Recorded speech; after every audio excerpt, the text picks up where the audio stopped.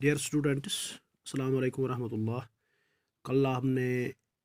Science subject में आठवीं जमात का जो साइंस है,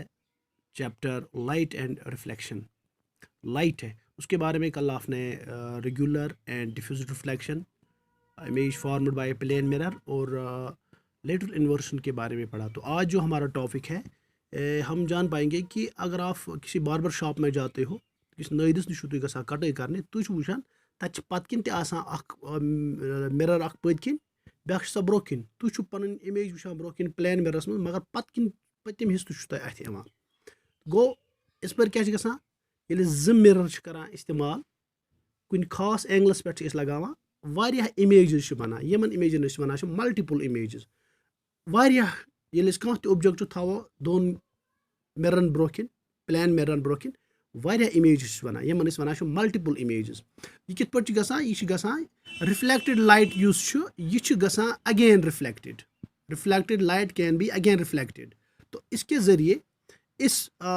फिनामिना के जरिए रिफ्लेक्टेड लाइट बे पत रिफ्लेक्ट गसान, रिफ्लेक्ट गसान अत मज जनरली करान इस्तेमाल वारियाह मिरर्स। तो अख इंस्ट्रूमेंट अख यथ one kaleidoscope, kaleidoscope instrument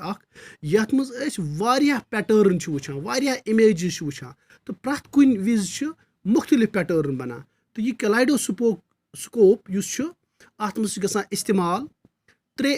rectangular strips, mirror strips, लक्चे लक्चे मिरर स्ट्रिप आन, प्लेन मिरर यमन वन, मगर लेंथ गई तकरीबन तकरीबन 15 सेंटीमीटर, तो खजर गन 4 सेंटीमीटर। हम अकिस इत पे फिक्स करान, अम शेप बना प्रिज्म अख।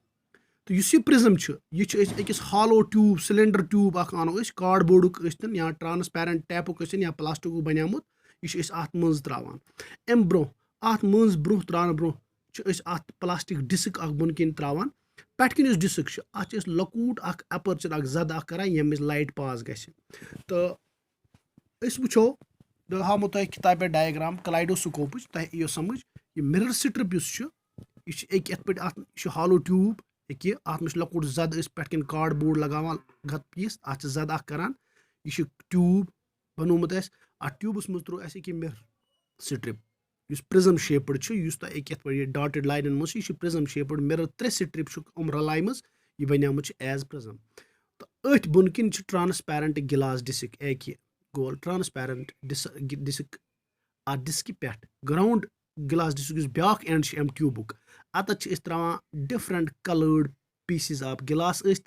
या बैंगल्स यम कड़ आसान तमिक चूर त्रावान अत लकट लकट पीस, वारियाह पीस फुटरत। नम त्रे मिरर स्ट्रिप, 1 2 तो 3, यह प्रिज्म शेपड बनावान, यह त्रो अत हॉलो ट्यूबस मज। This is how we make a kaleidoscope, यह कलाइडोस्कोप। अत मज वो तुम, अत ब्रोकन पीसेस त्रावान, कलर्ड पीसेस बन किन क्या इस पर लाइट नम अचान, सो लाइट डायरेक्टली पेवान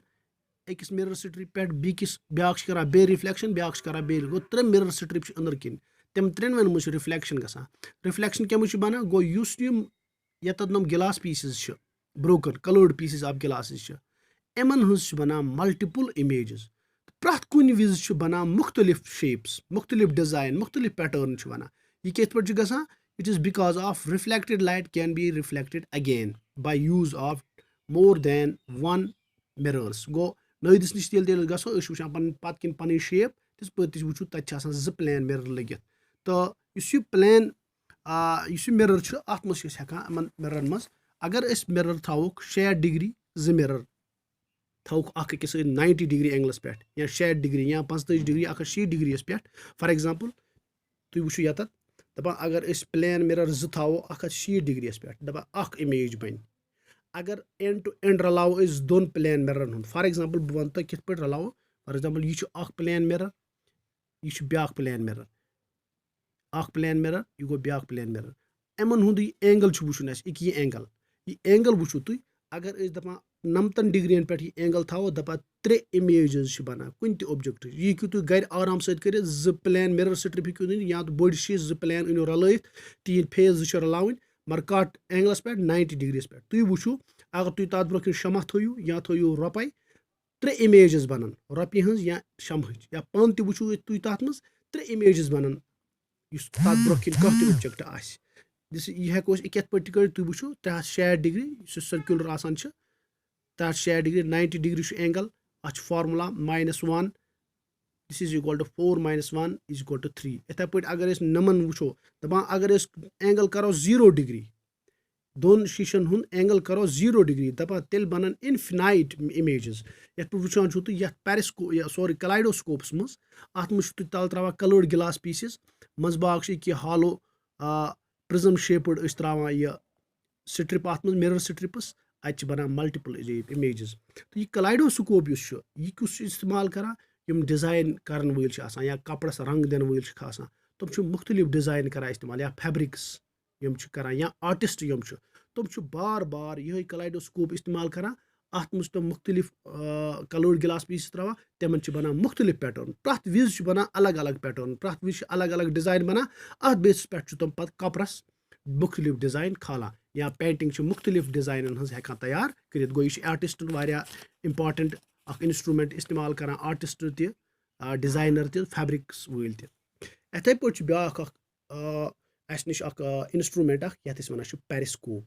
पेरिस्कोप वो तुम यह सिंपली रेक्टेंगुलर बोड ट्यूब लाइक मगर अत मज क्या कर अत मज 2 मिरर स्ट्रिप इस्तेमाल करान तुम वो मगर मिरर 2 स्ट्रिप यम प्लेन मिरर इस्तेमाल करान करान अंदर किन इस्तेमाल अत मिररुक प्लेन सरफेस गस आसन बुन कुन ब्या प्लेन मिरर बुन किन बिकिस कोनस पे लगान दोनवन साइडन लकुट यल आसान 2 साइड निम साइड आसान बैक साइड ब्या निम साइड आसान मिरर स्ट्रिप 2 मगर 45 डिग्री एंगलन पे एडजस्ट करान फॉर एग्जांपल यह पेरिस्कोप यह सो ट्यूबुलर डिवाइस यम मज पर्सन हेकान कह ऑब्जेक्ट वुचित तम ऑब्जेक्ट यम तस डायरेक्ट कंटैक्ट्स मज आसान कह फॉर एग्जांपल यह पेरिस्कोप करान नेवी इस्तेमाल यम अंडरग्राउंड नेवी आसान बहरीन यम आसान जहाज यम अंडरग्राउंड आसान सिक्योरिटी फोर्सेस कुन सात ये वार आसान या जंग आसान तुम पेरिस्कोप करान इस्तेमाल तुम आबस पे यी तिमन अथ तुम पेरिस्कोप आब हूर खालान तुम हेकान आराम सत वुचित आबस पे कुस चीज नचान या कुस जहाज आव कम तरफ आव तम खतर पेरिस्कोप इस्तेमाल गसान अम अलाव वो तुम फुटबॉल ग्राउंडस मज वुचान फुटबॉल ग्राउंडस मज यह पेरिस्कोप इस्तेमाल गसान गो पेरिस्कोप यह just like tube like structure अत मज मिरर 2 स्ट्रिप इस्तेमाल गसान यम अकिस 45 डिग्री पे मिरर 2 स्ट्रिप कर बह हेक तो किताब पे डायग्राम हयित तुम वो एक मिरर 2 स्ट्रिप 45 डिग्री पे यत ब्या प्लेन मिरर यत यह नफर बिहित यह वुचान निम प्लेन मिरर मज यह प्लेन मिरर अम हेरकिन प्लेन मिरर